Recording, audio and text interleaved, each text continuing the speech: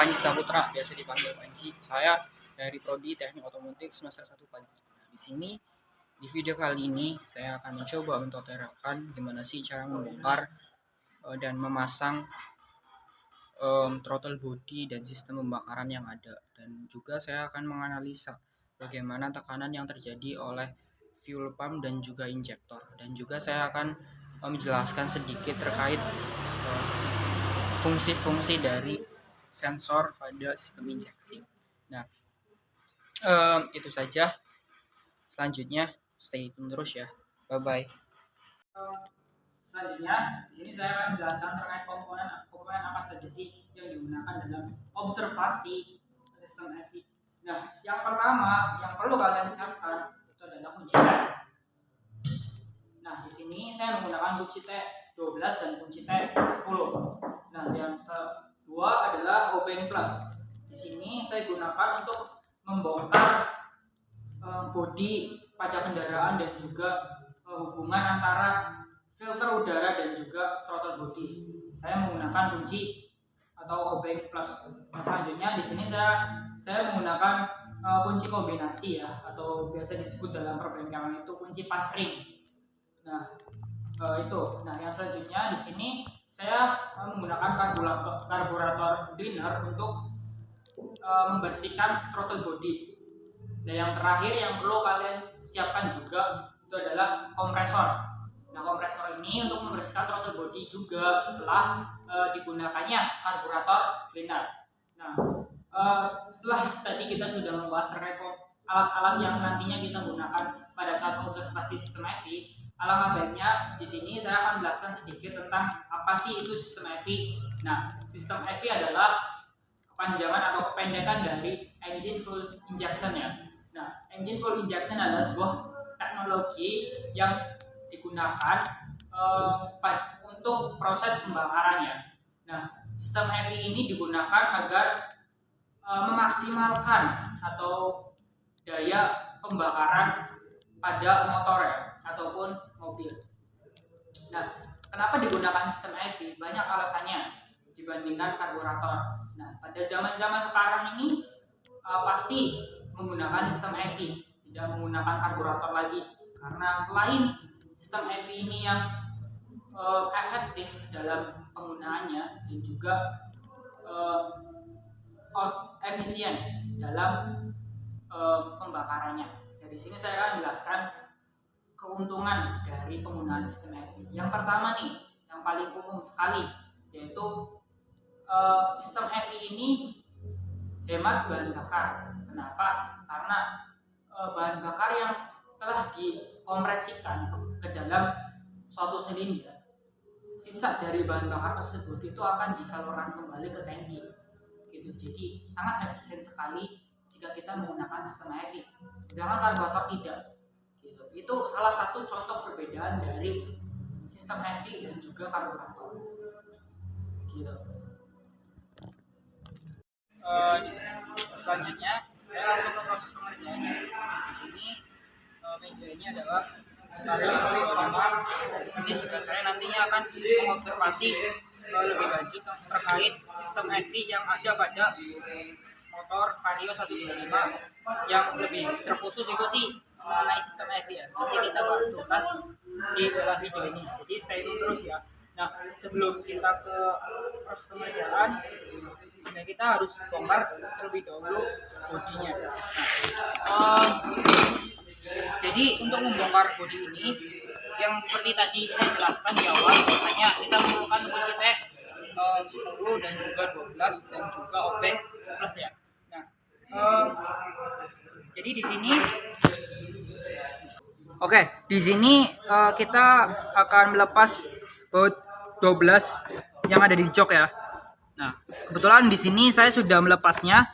Kita cukup tahu aja posisi dari baut-baut yang nantinya akan kita lepas bodinya agar langsung menuju ke sistem EV. Nah, ini baut 12, ini juga baut 12, dan di sini juga jangan lupa baut 12 dan juga baut 12. Nah, setelah kita sudah membongkar jok, langkah selanjutnya kita membongkar pegangan belakang dari motor Vario 125 menggunakan kunci T12. Nah, ini kebetulan juga saya sudah melepasnya, tinggal nanti kita cabut saja. Saya di sini hanya memberitahu saja bahwasanya ini loh yang nantinya kita akan lepas. Oke. Baik, setelah keduanya sudah dilepas semua, selanjutnya kita membongkar bodi yang ada di bagian ini.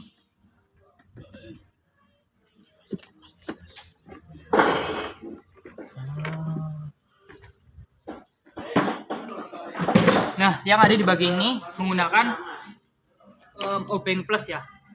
Di sini tuh ada baut plus, dan nantinya di sini kita tinggal lepas saja. Di sini saya dari awal kita sudah bilang bahwasanya saya hanya akan memberikan posisi-posisi dari baut-baut yang nantinya akan kita lepas. Nah, selanjutnya kita bongkar saja. Kebetulan saya sudah membongkarnya. Kita bongkar saja. Oke, seperti ini.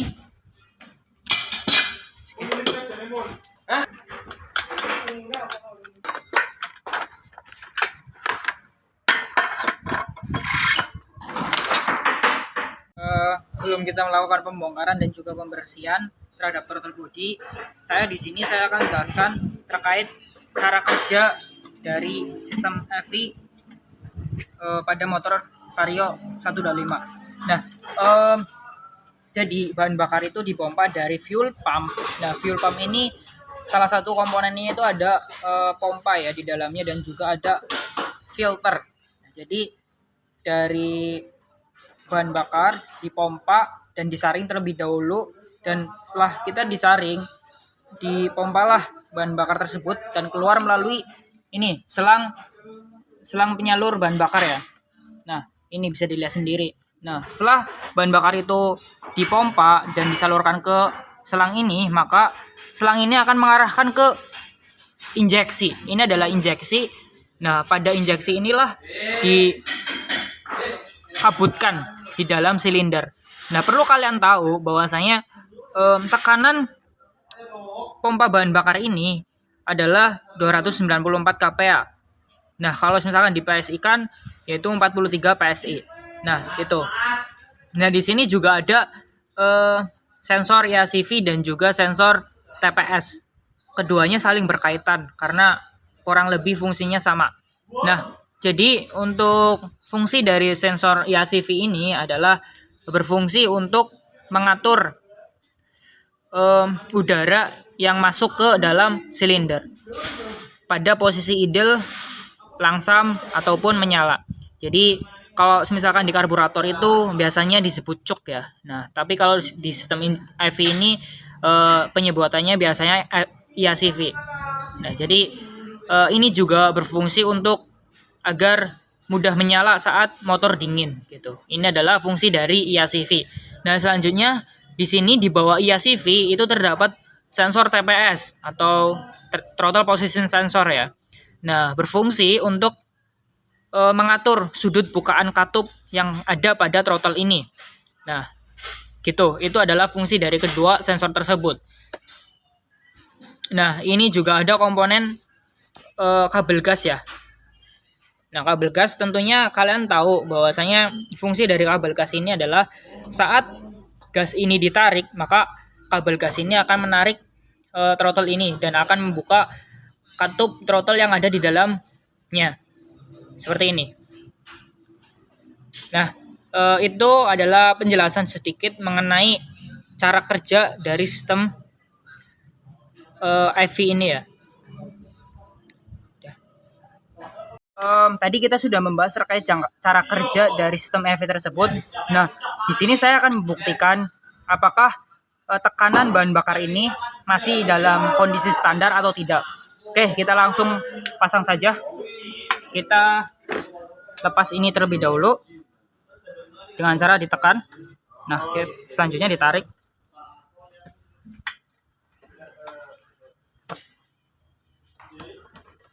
Nah, sudah seperti ini. Kita pasang ini ke dalam sini. Langsung pasang saja.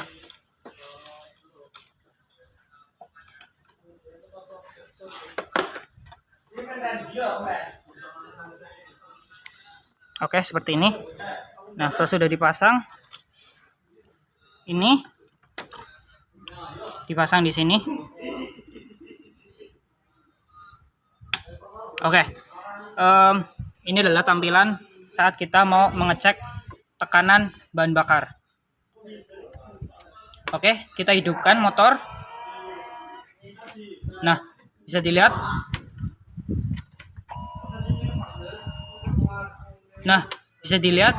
Jadi tekanan dari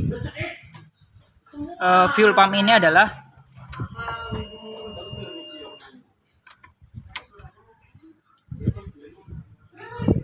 26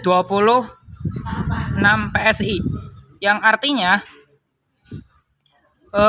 motor ini dalam keadaan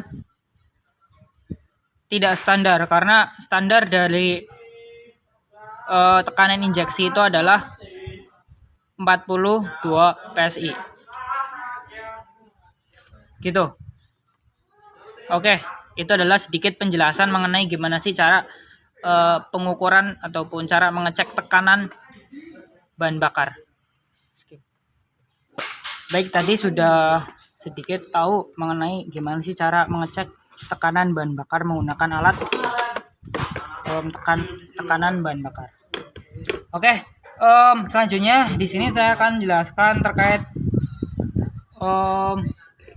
gimana injektor menyemprotkan bahan bakarnya. Di sini kita akan mencoba melihatnya bersama-sama. Kita lepas baut yang menempel pada injeksi dengan menggunakan kunci T10. Oke, kita lepas saja. Ini juga.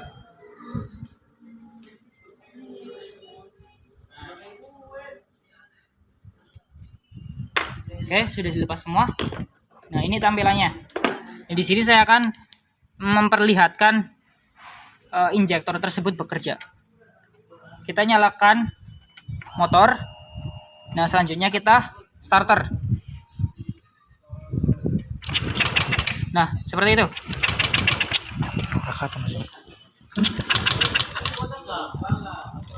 Maning. Maning kurang jelas asam. Kurang tadi jelas di situ. Sama kok jelas asam. Nah, wis yuk. Baik, seperti itu sensor bekerja. Nah, selanjutnya kita akan membuka throttle body dengan cara melepas. Yang pertama itu melepas kabel selang bahan bakar ini. Oke, kita tekan. Agak susah memang. Tekan, habis itu ditarik.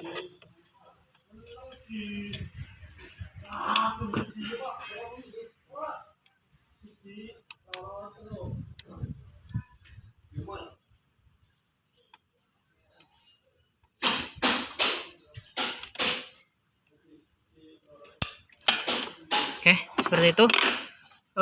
Kita lepas ini juga. Nah, ini adalah tampilan dari injektor tersebut. Bisa dilihat. Oke, seperti itu. Kita taruh di sini. Nah, selanjutnya kita akan membongkar dari sensor ESCV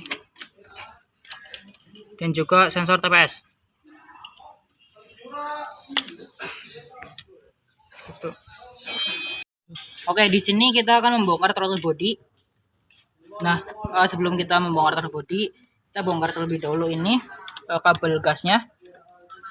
Seperti ini, menggunakan kunci pasring 12.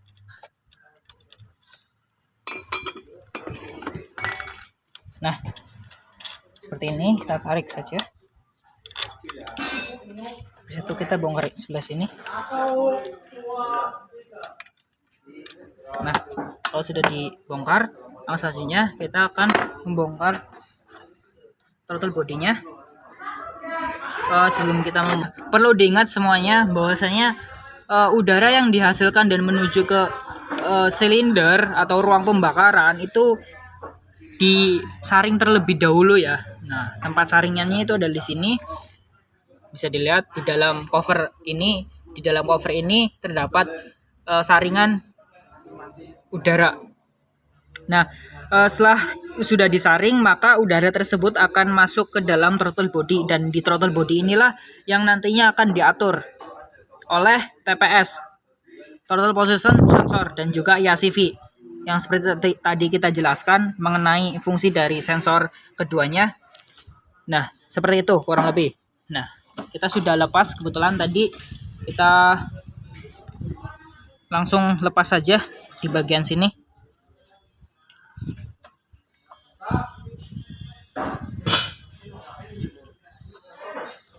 Nah, seperti ini kita sudah melepasnya. Nah, selanjutnya kita akan membongkar baut yang ada di sebelah sini menggunakan kunci T10, bisa dilihat sendiri.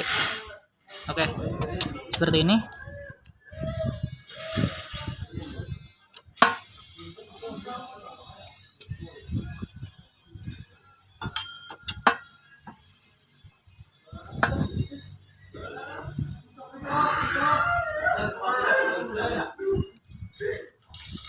Jangan lupa ya, bautnya kita harus amankan terlebih dahulu agar nanti saat proses pemasangan itu tidak mengalami kebingungan. Oke, di sini adalah tampilan dari throttle body. Nah, seperti ini. Membahas sedikit mengenai gimana sih cara membongkar dari throttle body dan juga sensor ini. Nah, saya di kesempatan kali ini saya akan membersihkan throttle body ini. Nah, sebelum kita membersihkan throttle body ini, perlu diingat semuanya bahwasanya sensor dari injektor, sensor IACV, dan juga TPS, kalian harus pastikan tidak terkena kotoran dari proses pembersihan kita ya. Nah, kita tutup seperti ini saja. Nah, selanjutnya kita bersihkan menggunakan carbon cleaner ya. Nah, seperti ini. Nah, kalau misalkan mau lebih maksimal, kita putar pedal gas ini dan kita semprotkan. Nah, seperti itu. Nah, selanjutnya kita akan membersihkan injektor ya. Nah, cara pembersihannya cukup simpel sekali. Kita tutup sensornya dan juga kita semprotkan injektornya. Tujuannya apa? Agar debu kecil itu tidak menyumbat lubang injektornya ya. Nah, seperti itu. Nah, untuk penyemprotan menggunakan udara, kita tunggu kering terlebih dahulu ya, agar debu yang sudah kita bersihkan menggunakan carbon cleaner itu tidak masuk ke dalam lubang sensornya. Nah, seperti itu. Oke. Nah, tadi kita sudah menunggu carbon cleanernya mengering. Cukup sebentar kita menunggunya. Nah, langkah selanjutnya kita semprotkan menggunakan udara bertekanan tinggi ya. Baliknya juga pastikan kering ya, jangan sampai carbon cleaner tadi itu masih basah. Nah, pastikan semuanya kering. Nah, langkah selanjutnya nanti kita akan ke proses pemasangan. Sekarang kita langsung ke proses pemasangan ya. Tadi kita sudah mengenal sedikit gimana sistem cara kerja dari sistem EVI, dan juga kita sudah mengenal fungsi-fungsi sensor dari sensor mulai TPS, sensor IACV, dan juga sensor-sensor lainnya. Nah, perlu kalian tahu juga di sistem EVI ini juga ada yang namanya sensor oksigen. Nah, sensor oksigen ini terletak pada samping knalpot ya. Nah, sensor oksigen ini adalah sensor yang mengatur oksigen yang keluar saat proses pembakaran terjadi itu. Nah, seperti itu. Nah, gitu aja. Kita langsung ke proses pemasangan. Kita pasang terlebih dahulu. Seperti ini. Nah, seperti ini. Nah, setelah kita sudah pasang, pastikan rapat ya, dan juga kencang agar nantinya tidak lepas. Nah, setelah kita sudah pasang seperti ini, kita kencangkan mur yang ada di bagian ini.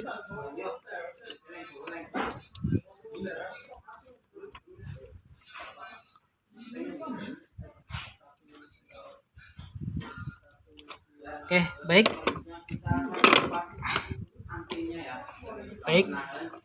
Kita pasang di sebelah sini juga. Ini juga jangan sampai diperhatikan setiap komponen-komponennya. Pastikan terpasang dengan sempurna.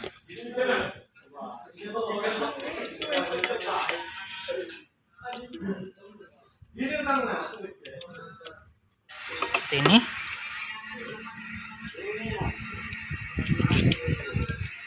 Nah, seperti ini.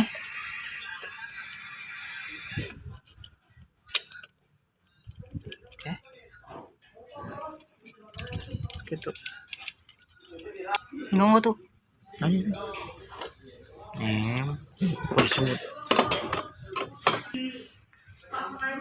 Oke, seperti ini. Kita kencangkan saja. Pastikan setiap komponennya itu harus terpasang dengan baik ya. Jangan ada step by step yang tertinggal. Nah, kita pasang juga sensornya. Nah, seperti ini. Ini nggak mungkin tertukar ya, karena berbeda antara sensor TPS dan juga sensor IACV. Nah, seperti itu. Kita juga pasang kabel gasnya.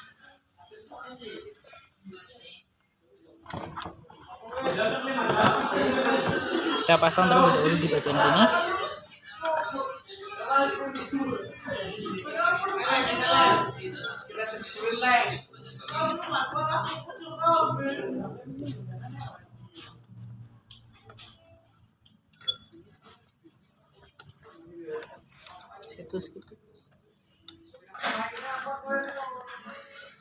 Oke, kita pasang seperti ini. Kita pasang ini juga. Kita kencangkan.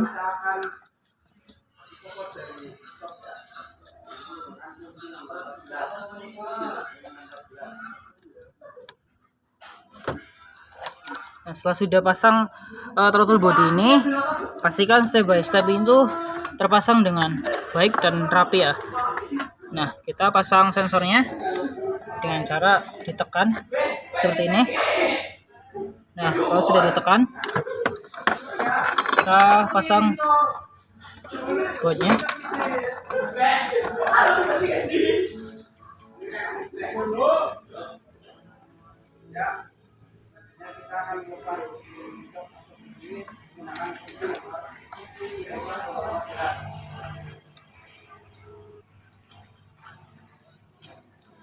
Kita kencangkan menggunakan kunci T8.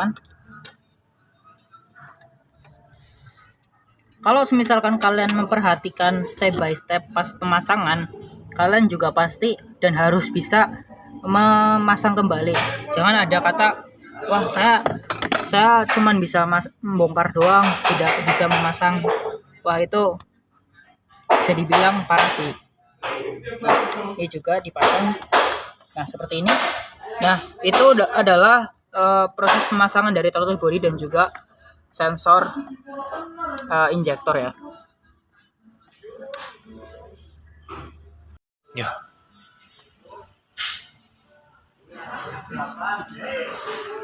Oke, tadi kita sudah membersihkan throttle body dan juga injektornya.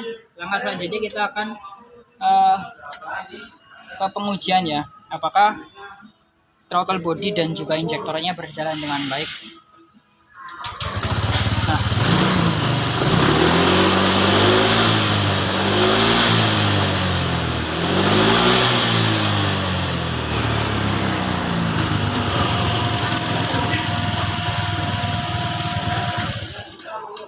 seperti itu kurang lebihnya.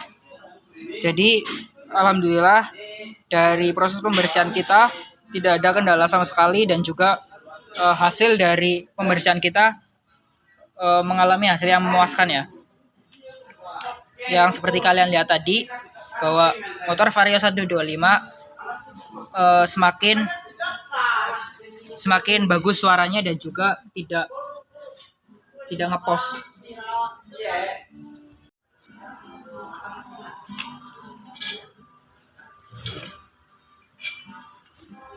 Apa iya? Simul. Gimana oke? Halo.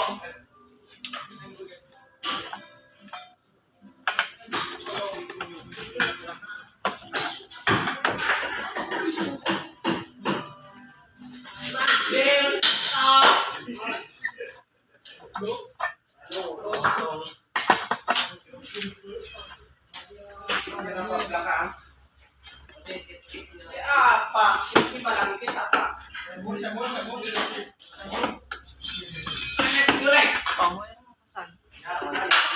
Kita akan memasang belakang.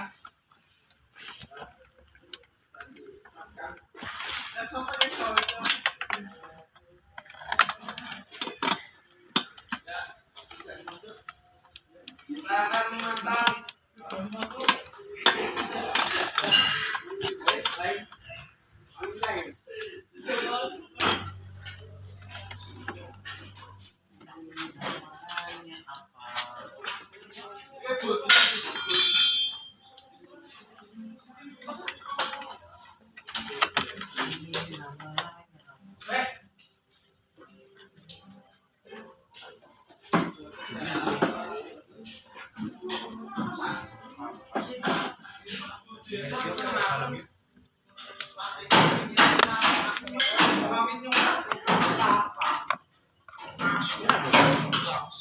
Salah Tidak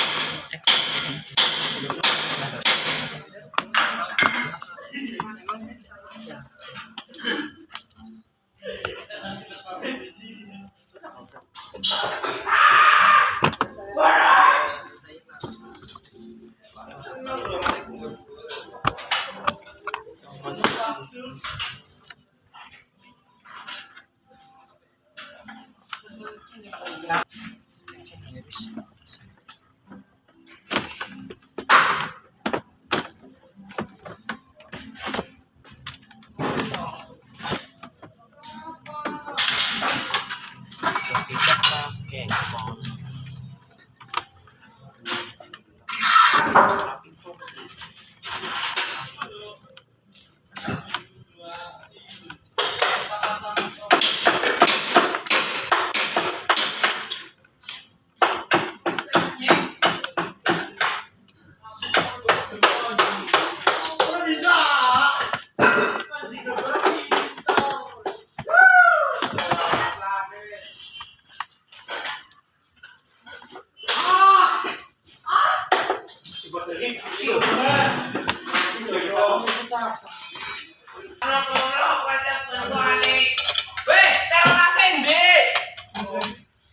dipakai Mas Sabar.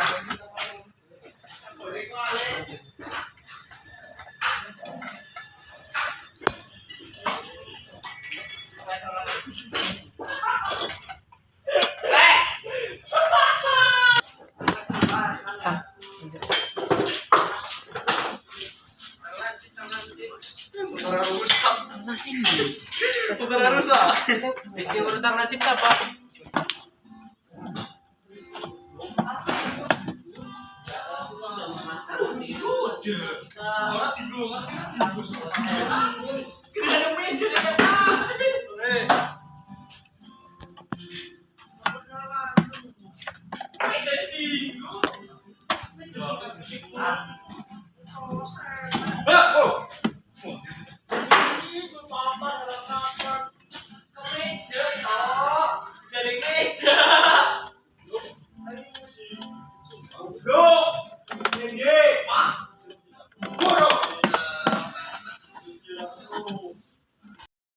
Baik, tadi sudah tahu ya gimana cara membongkar, memasang, dan juga analisa mengenai tekanan bahan bakar dan juga cara kerja sistem EV. Di sini saya akan menyimpulkan dan ada beberapa pertanyaan, satu pertanyaan sih yang eh, yang ditanyakan kepada saya. Yang pertama itu pertanyaannya gini, jadi apakah saat kendaraan itu posisi kencang, tekanan bahan bakarnya itu berubah? Nah, di sini saya akan menjawabnya. Jadi kan tekanan fuel pump yang menuju kepada silinder itu kan 43 PSI kalau dalam PSI, kalau misalkan dalam KPA itu 294 KPA. Nah, di sini saya akan jawab pertanyaan tadi. Jadi pada saat kendaraan itu kencang, tekanan bahan bakar itu sama. Mengapa? Karena tekanan dari fuel pump itu masih tetap sama, yaitu 43 PSI. Nah, yang jadi membedakannya itu di injektornya, pasokan bahan bakar yang menuju ke silinder itu diatur oleh injektor. Jadi kalau misalkan kendaraan tersebut di dalam posisi kencang, maka injektorlah yang mengatur pasokan bahan bakar yang menuju ke dalam silinder.